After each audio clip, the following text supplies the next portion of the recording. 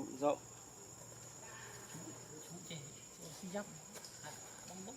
ở những sắp bóng dưới là chú đi bóng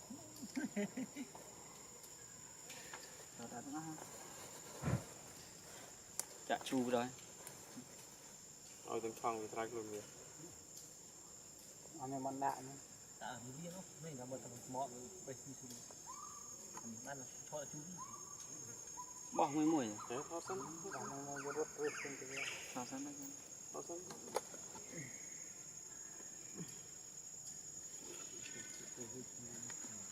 bây giờ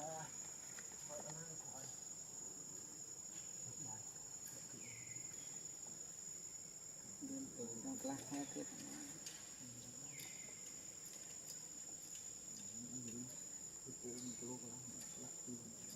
cũng mấy tí thôi